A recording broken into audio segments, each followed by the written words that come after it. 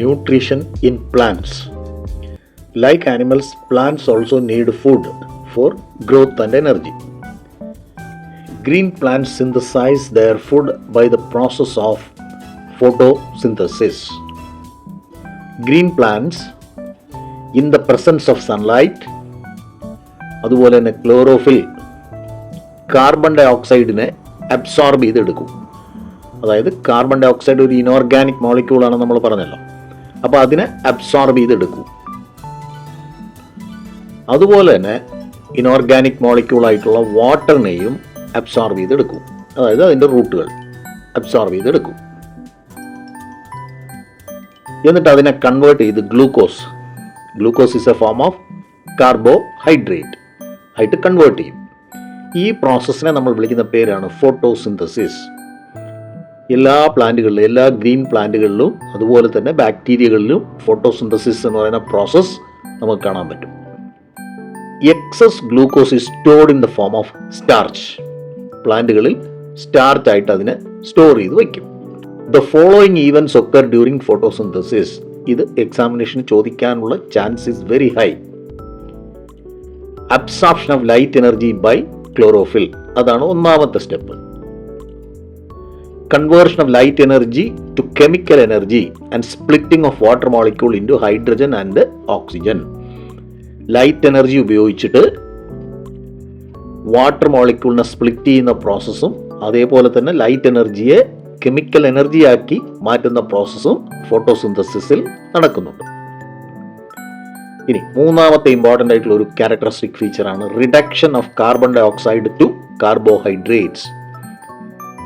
Carbon ഡൈ ഓക്സൈഡിനെ ഹൈഡ്രജനുമായി ചേർത്ത് കാർബോഹൈഡ്രേറ്റ് ആക്കി മാറ്റുന്ന പ്രോസസ്സിനെ നമ്മൾ വിളിക്കുന്ന പേരാണ് റിഡക്ഷൻ. അപ്പോൾ റിഡക്ഷൻ നടക്കുവാണ്, കാർബൺ ഡൈ ഓക്സൈഡിൻ്റെ റിഡക്ഷൻ നടക്കുവാണ് ചെയ്യുന്നത് during photosynthesis. Carbon dioxide enters into the leaves through tiny pores present on the surface of leaf known as stomata. ഇതാണ് സ്റ്റൊമാറ്റ എന്ന് പറയുന്ന സ്ട്രക്ചേഴ്സ്. ഇതിനകത്തൂടിയാണ് മെയിൻലി ഇത് ലീഫുകളുടെ ലോവർ സൈഡിലാണ് കാണുക. എസ്പെഷ്യലി ഡൈക്കോട്ട് പ്ലാന്റുകളുടെ ലീഫുകളുടെ ലോവർ സൈഡിൽ കാണുന്ന ഈ ടൈനി പോർസിനെ വിളിക്കുന്ന പേരാണ് സ്റ്റൊമാറ്റ. അപ്പോൾ ഇതുവഴിയാണ് കാർബൺ ഡൈ ഓക്സൈഡ് എൻ്റർ ചെയ്യുന്നത്. ലീഫിനുള്ളിലേക്ക് കാർബൺ ഡൈ ഓക്സൈഡ് എൻ്റർ ചെയ്യുന്നത് ഈ പറയുന്ന സ്ട്രക്ചറുകൾ വഴിയാണ്. അതുപോലെ തന്നെ റൂട്ട് വഴി വാട്ടർ മോളിക്യൂളും എത്തും. Chlorophyll is the molecule that is present in chloroplasts. Chloroplast is a cell organelle which absorbs the radiant energy, അതായത് സൺലൈറ്റിൻ്റെ energy. When light energy enters inside, water molecules split in to hydrogen and oxygen. ഇനി during this process ATP molecules or adenosine triphosphate molecules are formed. അപ്പോൾ ഇവിടെ photosynthesis വഴി sunlight എന്നുള്ള energy ഉപയോഗിച്ചിട്ടാണ് ഇവിടെ ATP മോളിക്യൂൾസിനെ synthesise ചെയ്യുന്നത്. ഈ ATP മോളിക്യൂൾസ് ആണ് കാർബൺ ഡൈ ഓക്സൈഡിനെ റെഡ്യൂസ് ചെയ്ത് ഗ്ലൂക്കോസ് മോളിക്യൂൾസ് ആക്കി മാറ്റാനായിട്ട് ഹെൽപ്പ് ചെയ്യുന്നത്. അതുപോലെ തന്നെ വാട്ടർ മോളിക്യൂൾസ് ഈ ഒരു ഫോട്ടോസിന്തറ്റിക് പ്രോസസ്സ് നടക്കുമ്പോൾ ഫോം ചെയ്യുകയും ചെയ്യും. അത് പുറത്തേക്ക് പോകും, സ്റ്റൊമാറ്റ വഴി തന്നെ പുറത്തേക്ക് പോകും.